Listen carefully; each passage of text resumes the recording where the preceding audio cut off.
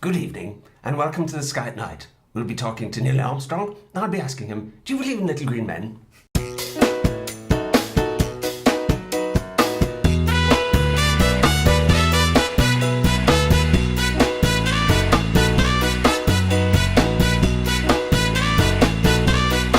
Hi, welcome to TGI Monday. Now, I happen to know that one of our panel, and we are fairly limited in number again. Tamar's poorly and Mary's not around, so we are. But anyway, we're going for quality, not quantity necessarily. Really?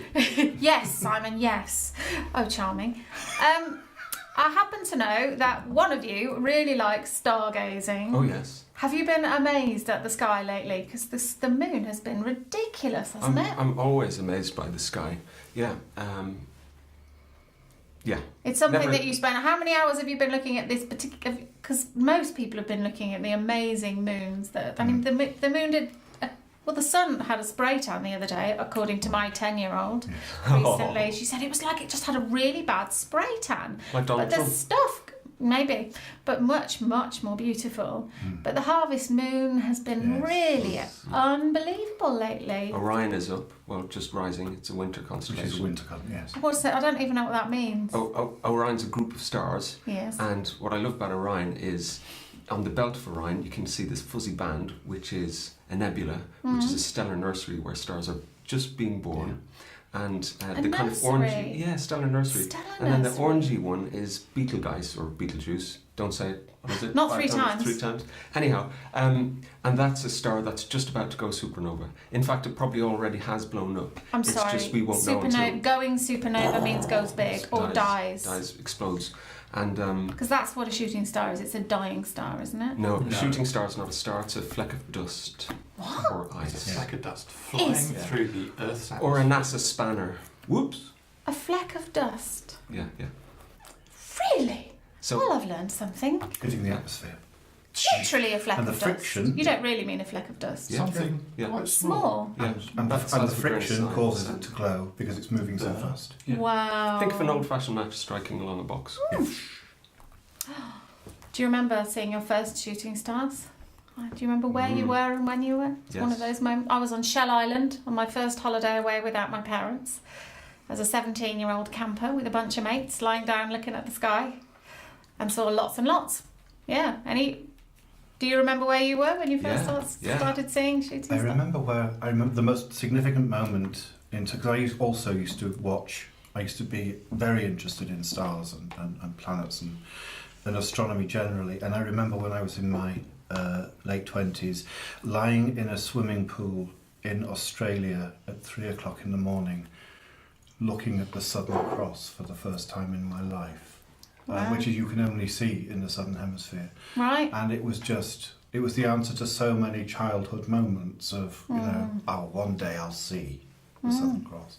And there it was. I won't tell you why I was in a swimming pool at 3 o'clock in the morning, but that's for another episode. Well, I will ask you, obviously, once Simon turns the camera off.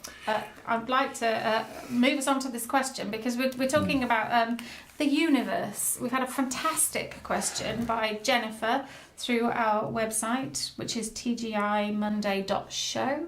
Correct. Jennifer asks, I've heard many people talking about the power of the universe, e.g. the universe has my back. Are these statements about God without people knowing it? That's a fab question, Jennifer, and I've certainly come across people who say that sort of thing all the time. Do you guys hear that much? Well, I was thinking the answer to that question for me would be yes, from a scientific point of view, because her back and everything we see, every atom was made, every element was made. So the sodium in your tears, the iron in your blood was created in a stellar furnace in this inside of a star. And when it blew up and spread out those elements across the universe, they coalesced somewhere else and became us. So we Right. are stardust. So yes, her back is made of the universe. I think generally when people are talking about it's all right, the universe has got my back, or things are coming together, the universe seems to be colluding or conspiring for these events to happen. People may not be talking about the material matter of which they are made. I was wanting to do my Sir Patrick Moore impression. Please, good evening, and welcome to the Sky Night. Knock yourself out. now. But people are, it's almost a bit like maybe fate people are talking about, or the cosmos is conspiring, that something beyond them is working together. It almost sounds like it's almost gaining its own kind of astrological momentum, doesn't it? As if the universe can somehow change the course of events in and of itself. And of course there's a great difference between the creator and the created. That God creates and the universe is that which is created, and therefore in a theological sense, no, but you're quite right when you say I don't think this is a question about the material universe. No. This is about perception of the things that guide our lives, what we might think of as either fate or providence or destiny or all of those sorts of questions. Yeah. You have those days, don't you, where everything just clicks and goes right, and then other days where you can't do anything right. Yeah. You're thinking, is the universe against me? Well, it's a bit of a reflex, I think. I think we can feel like that, and even as people of faith, sometimes those one thing after another. I mean, we're quite used to thinking, oh, okay, this God is at work in this. But I think we are using the same sort of framework to talk about that, or I am. And when people talk about it, it's a kind of acknowledgement that there's a deep feeling that there's something more than just the arrangement of atoms that keeps you some hemoglobin, to go back to your iron and sulfur. Sodium. Well, that as well. Yeah. Well, and things like coincidences and collision of circumstances that mean that something, I can't quite believe I found myself here at this moment with you talking about that. And that's Neither that. can I. Yeah, well, it's pretty special, isn't it? I'm shocked. But when I hear people talking in that language, I don't rush them to change that language into well, that'll be Jesus necessarily, because actually I think there's a huge amount that we don't know, and I'm okay with that. I think there's a difference, isn't there, between language which is left deliberately mysterious and language which is just sloppy. We can all interpret the events of our lives, see the things that we particularly enjoyed, and see God's hand at work in those things, and vice versa. Usually looking back, not around. Not around. That's right, and that's a real problem, because we've actually stopped thinking theologically. We've become creatures of pure sentimentality, and that can be a real problem. Yeah. In what way?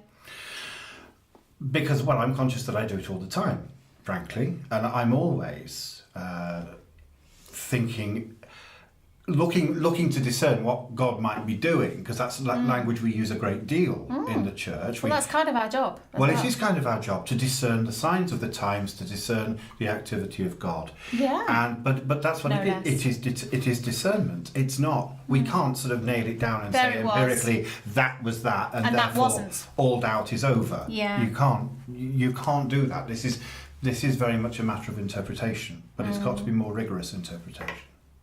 So where do we get our rigour from then? So I think that's why having open language can be very helpful, because when people are asking these sorts of questions or saying those things, we're kind of helping other people to discern, and we do it as a bringing the whole of our tradition. But quite a lot of that is about holding a space of saying, I don't know, and wonder, and sort of just inching forward with more questions usually. And being comfortable with the answer, I don't know. Oh yeah. It's really important. Now I don't know, I came across, I was at a house group about, I don't know, a year ago, and somebody started to say this, the Desiderata. How long ago was this written? A very long time ago.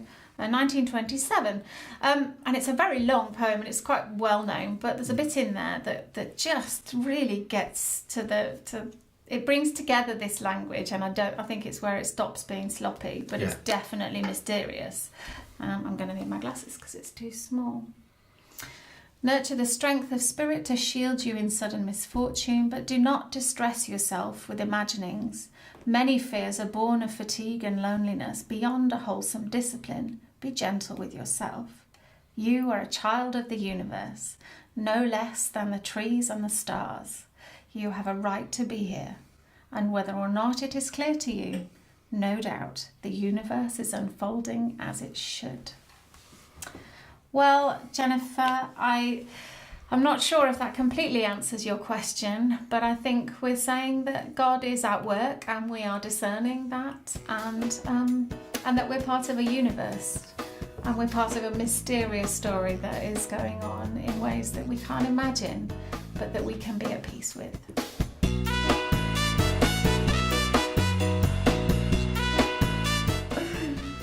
We're discerning your gifts, we're now encouraging you to use them.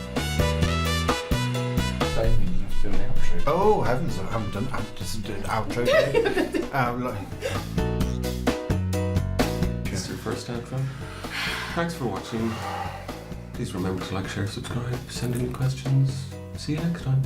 Just as easy as that. I really ought to have that as a crib underneath Psalm 8 here. When I think the heavens, the work of your fingers. There we are. Okay. Thank you for watching. Don't forget to like us, to share, and to subscribe. And please, please, please keep those questions coming in. Look forward to seeing you.